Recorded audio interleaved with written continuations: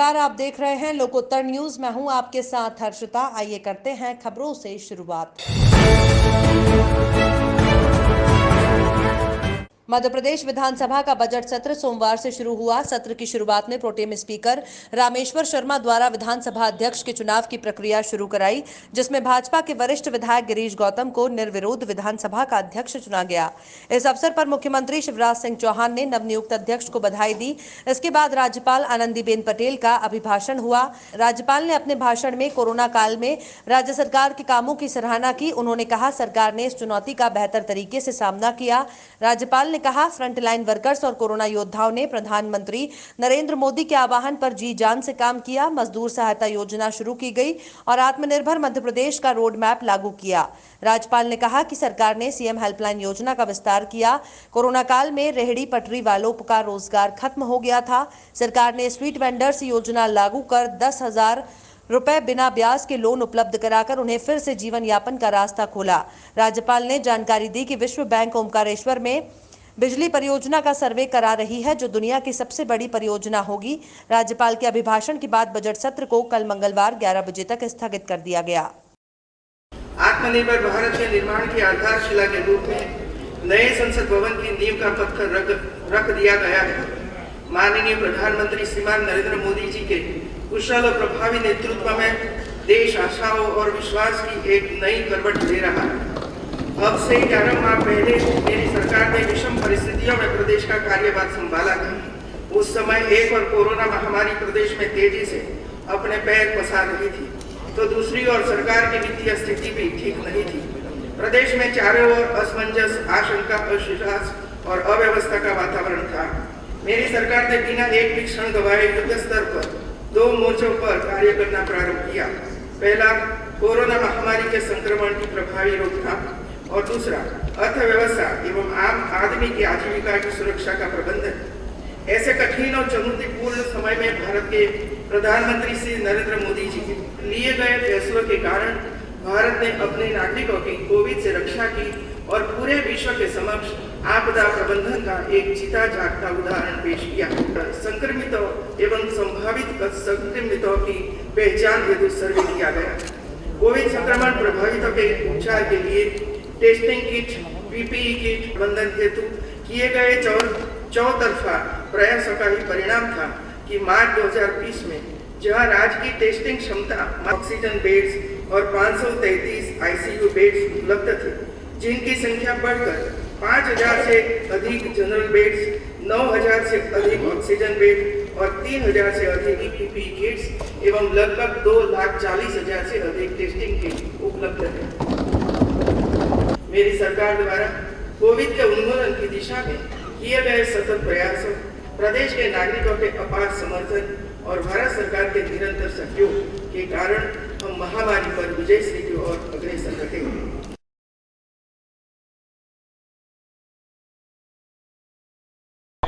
हम परंपराओं का आदर करते हैं। हम बीजेपी की नकल नहीं करना चाहते, जो कोई परंपरा, कोई सिद्धांत का पालन नहीं करते। इसीलिए हमने तय किया था कि हम अध्यक्ष का चुनाव सर्वसहमति से करवाएंगे और यही हमारी सोच है और यही हमारी दृष्टि है। आज मुझे राज्यपाल पर दया आती है कि उनको ऐसा भाषण पढ़ना पड़ा जो मीडिया के लिए है, प्रदेश के लिए नहीं है। आप गिनेंगे कितनी चीज़ें प्रस्तावित हैं। विधानसभा के बजट सत्र के पहले दिन डीजल, पेट्रोल और गैस के दामों में वृद्धि के विरोध में कांग्रेस विधायक साइकिल से विधानसभा पहुंचे। विरोध प्रदर्शन कर रहे कांग्रेस के कई विधायकों को व्यापम के पास साइकिल से उतरना पड़ा। चढ़ाई होने की वजह से पूर्व मंत्री और विधायक पीसी शर्मा, जीतू पटवारी साइकिल से उतरकर अपने वाहन से विधानसभा पहुंचे। उनकी साइकिलें कार्यकर्ता लेकर लौट आए। वहीं विधायक आरिफ मसूद, कुणाल चौधरी विधानसभा तक साइकिल से पहुंचे, लेकिन इसी बीच रास्ते में साइकिल को धक्का देते नजर आए। सेवड़ा विधानसभा क्षेत्र के ग्राम डीपार में सेवड़ा विधायक घनश्याम सिंह ने शनिवार को 35 लाख रुपए के विकास कार्यों का लोकार्पण किया। कार्यक्रम की अध्यक्षता जनपद अध्यक्ष किरण बाके बिहारी शर्मा ने की। ग्राम डीपार में नवीन गौशाला निर्माण कार्य लागत राशि 27,72,000 और हायर सेकेंडरी स्कूल प्रांगण में सीसी रोड लागत राशि 6,75,000 के विकास कार्यों का पट्टिका अनावरण कर फीता काटकर मुख्य अतिथि के रूप में विधायक घनश्याम सिंह ने लोकार्पण किया। उन्होंने नवनिर्मित गौशाला का निरीक्षण किया और गौशाला में मौजूद गायों को भूसा भी खिलाया। कार्यक्रम में ग्राम डीपार के सरपंच रामहंस कुशवाहा ने विधायक घनश्याम सिंह और समस्त अतिथियों का फूल माला पहनाकर स्वागत किया। कार्यक्रम का संचालन कैलाश कुशवाहा ने किया। कार्यक्रम में सरपंच बगवली सालिकराम गुर्जर, जनपद सदस्य दुर्गेश बघेल, ब्लॉक अध्यक्ष जनवेद कुशवाहा, रामकरण सिंह, महेंद्र चौबे, शत्रुघ्न कुशवाहा, मंगल सिंह कुशवाहा, जगदीश धाकड़, उदयभान सिंह परिहार, चंद्रभान सिंह बघेल, रामकुमार कुशवाहा, रमेश चंद्र शर्मा, केपी यादव, नौमी सिंह यादव आदि पदाधिकारी, जनप्रतिनिधि और बड़ी संख्या में ग्रामीण जन मौजूद रहे। कार्यक्रम के बाद सरपंच रामहंस कुशवाहा के निवास पर सहभोज का आयोजन हुआ। अगले 2-3 साल में धीरे धीरे करके हर पंचायत में गौशाला बना दी जाएगी और उसमें गौओं के रखरखाव के लिए, उनके भोजन आदि के लिए भी 20 रुपया प्रति गाय प्रतिदिन के हिसाब से उनने स्वीकृत कर दिया।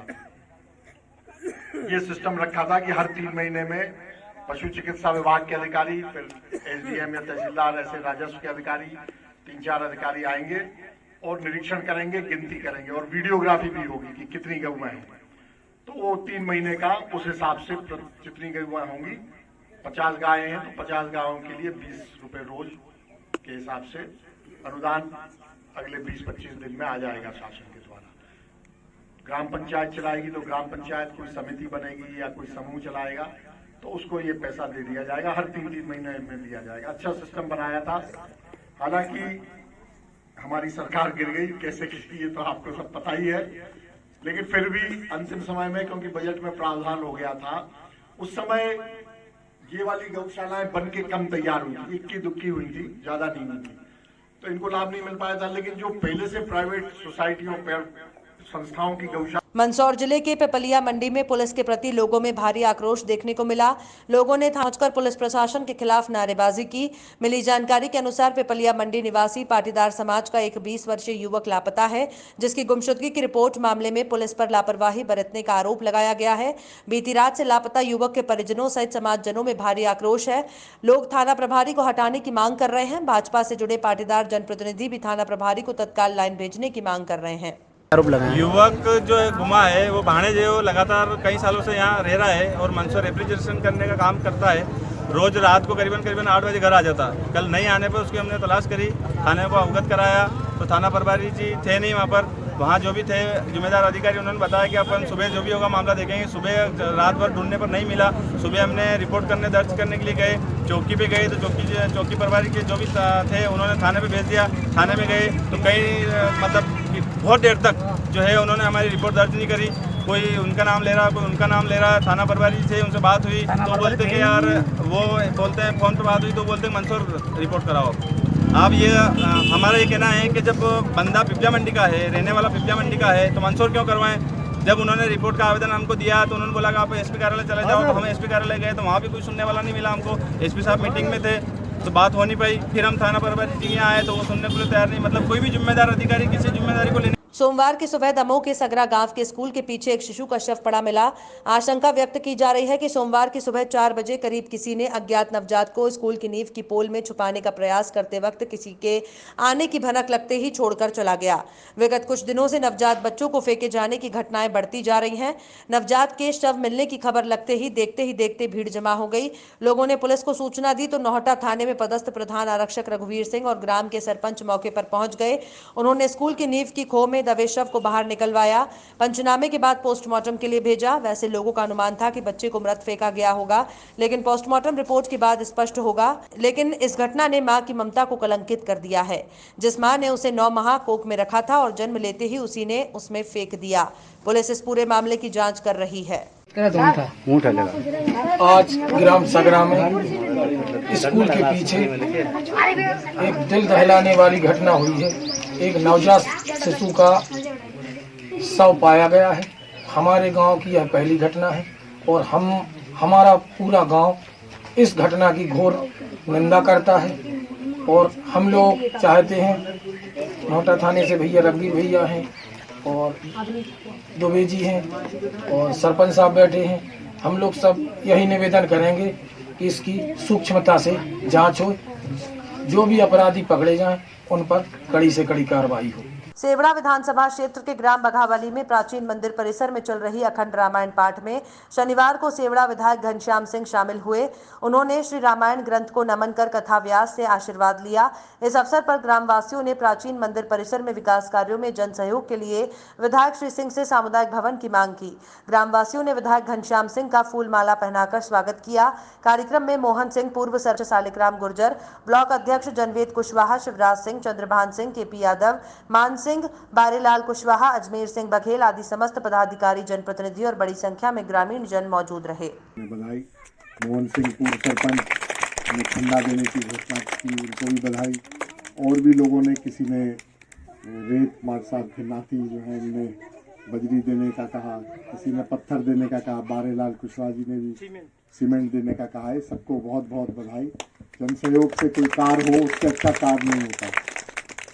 पूरा गांव सहयोग करेगा तो पूरे गांव की श्रद्धा होगी और फिर माता की कृपा भी पूरे गांव के ऊपर बराबर से होगी। खबरों में फिलहाल इतना ही। आप देखते रहिए लोकोत्तर न्यूज।